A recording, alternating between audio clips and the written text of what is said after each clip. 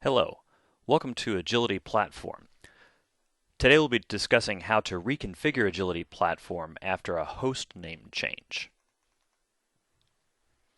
The commands you'll need to work with are to stop the Agility Platform service itself, to modify both the RabbitMQ and Zookeeper systems, and to restart the system. You might want to pause here and take a look at this and copy this down.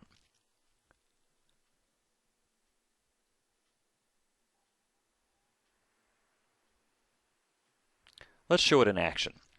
After a hostname change, if you bring up a browser pointing at the Agility platform, you might see something like this. You're able to either log in or access the site, but once you're in, you see these 404 errors because there's actually nothing there. And what's going on here is we're not able to actually get the RabbitMQ and Zookeeper pieces to talk properly.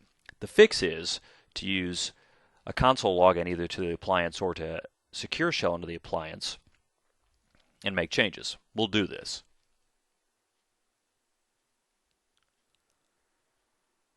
We can check the host name. Now this is going to be a AWS hosted instance, which will automatically change its host name to whatever its private address is. So you can see this might cause problems if you had to restart this particular virtual machine. So we'll check the status by issuing etc init.dagility platform status, and then we'll issue a stop. And we'll jump forward a little bit. If the carafe process has been running long enough, sometimes it won't come down cleanly, and so this takes 60 seconds. And as you can see, it failed to exit. But we'll check by issuing a ps-ef and then look for carafe processes, and there aren't any running. We'll also check by issuing a netstat-an and looking for 8443 or 443 processes. And again, nothing there. So we can be assured that the Agility platform service is down. Now at this point, it's off. Now we need to go after the RabbitMQ pieces and restart those.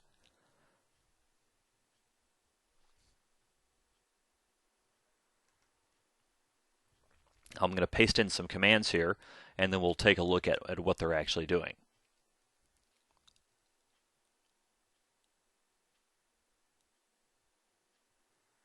And I'll zoom out and zoom back in so you can see what's going on. The first command is to issue a sudo RabbitMQ control command to add that Agility vhost. That gets lost when you change your host name. The second one is to do the add user admin with an XO cloud to that virtual host. Again, if you're going to change admin and password for RabbitMQ, you'll use your own password rather than XO cloud. And lastly, we'll use the set permissions on the Agility to admin for that vhost. And then lastly, we'll restart the service. I press enter here. And the RabbitMQ server says that it came back success. So that's good. Now we move on to the Zookeeper portion of this fix. And again, I'll paste in the code and then zoom in and we'll take a look at what's going on.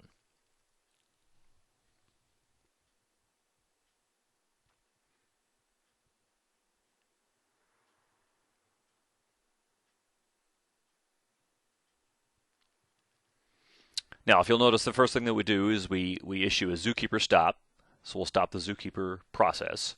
And then we go to the /var/Zookeeper directory and remove everything. Just wipe it out. And then restart the Zookeeper service. And that'll restart the entire process and populate /var/Zookeeper as well. At this point, we've modified the RabbitMQ to add that vhost back in, and we've zapped out all of the old Zookeeper functions and restart the Zookeeper service. So we are ready to restart the Agility platform. And we'll do just that. It's init.d Agility platform start. And we'll go looking for, hey, do I have my carafe process running? Yes, I do. We'll also go looking for the open port. Am I listening on 443 or 8443? 8443 is the one that's actually open. We have an IP tables process that actually redirects 443 to 8443. At this point, we're pretty sure it's running okay. Well, obviously, we'll check by going back to the web browser. And as those of you who are experienced with Agility know that it takes about 2 to 3 minutes to completely come up. So we'll issue a couple of refreshes.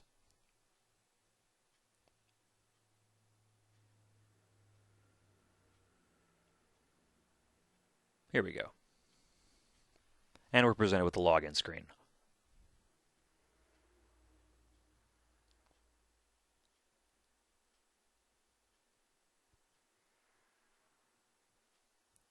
And we can log in successfully and get to the Launchpad.